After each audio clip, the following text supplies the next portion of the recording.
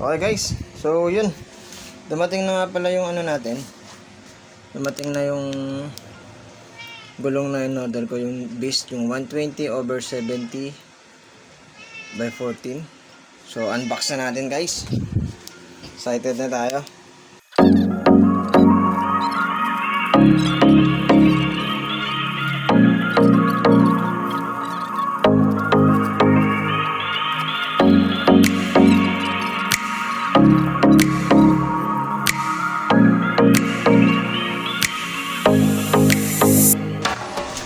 So may kasamang dito na rin na binigay. So nagbigay na resibo. So Moto Class, may resibo silang binigay guys. Galing ano? May resibo.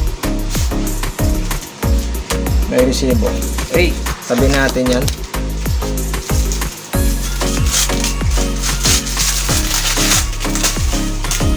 So ito yung sealant niya. Air sealer.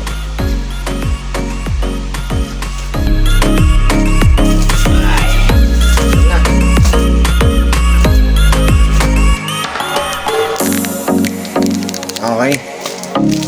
Ang laki. Lapad. So excited na tayong ikabit. Okay guys, hanap tayo ngayon ng pagkakabitan ng gulong. Meron dito sa malapit sa amin, pero nakapag-try na akong magpalit ng gulong dati. So umabot ng 300. So hanap tayo ng mas mura, mamahalan ako eh.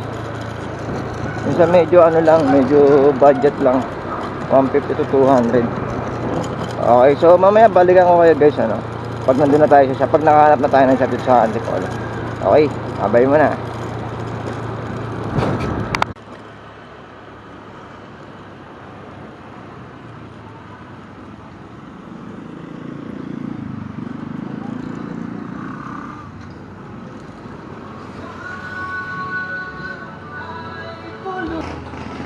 Os, magkano kabit? Magkano kabit? Ha?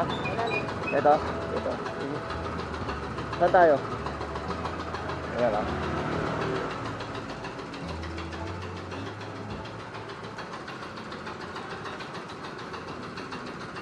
Lamig na ang luya. Ano boss? Ito lang yung lalagay naman. So guys, dito tayo kay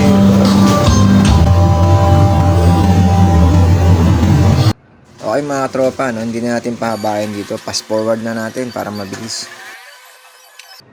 So mabilis lang kasi may makina dito. So yun, kakabit na ni Kuya yung gulong natin. So excited na ako makita guys. So ito na mga katropa, so dito tayo sa labas nag-camera, medyo madilim kasi sa loob. So ayan, naikabit na ni Kuya, lapad, ganda, bagong bago Beast tire. Okay guys, so nandito na tayo sa bahay, ma-check ko sa inyo yung gulong natin na pinakabit natin na Beast tire na 120/70/14. So honest review tayo, medyo nakukulangan ako dun sa reaction ng mga napanood natin sa YouTube, mga vlogger. Kaya ako napabili ng 120/70. Pero gusto ko kasi magpalapad eh. So kulang yung info. Ngayon magbibigay ako ng honest reaction sa inyo kung okay ba talaga, kung maganda ba talaga yung 120/70/14 sa ating mugs na gulong sa likod, yung gulong. Okay, pakita ko sa inyo. Ayan guys, so kung mapapansin ninyo, ayan sa baba, ayan, although lumapad siya, pero hindi siya yung ganun talagang lumapat ng pagkalapad. Bakit ko nasabi yan? Kasi kung makikita nyo at itingnan nyo maigi, yung lapad niya na dapat is medyo flat siya, medyo nag-curve siya guys. Ayan, yung edge niya, ito yung edge niya, halos lagpas na sa gitna. Dapat itong edge na to andito lang sana yan.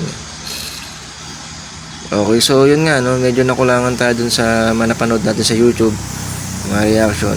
Dapat pala talaga guys, kapag maglalagay ka ng 120/70/14, yung mugs mo, mas laparan mo rin, hindi yung stock ng click ang gagamitin mo.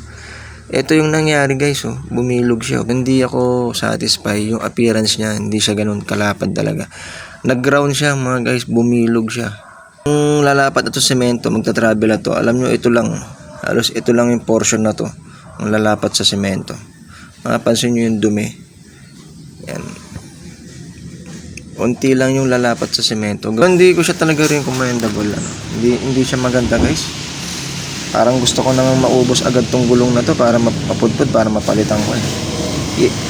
So yan ang may re-recommend ko sa inyo, guys, kung magkakabit kayo o magpapalapad kayo ng gulong sa Honda Click ninyo na 125, kailangan palit din kayo ng mags ninyo, mas malapad sa stock. At the same time, kung ayaw nyo naman magpalit ng stock bago pa, nagtitipid kayo or something, kung ano man reason ninyo, siguro wag kayong maggagamit ng 120. Siguro gawin nyo lang at least mga nasa 100 or 110 lang. Hindi siya yung talagang malapad. Either dalawa lang pagpipilian nyo, magpalapad din kayo ng mags para mahabol nyo yung 120/17, or hindi naman kaya hanggang 110 lang yung papalitan nyo. Last look tayo, no? Yan.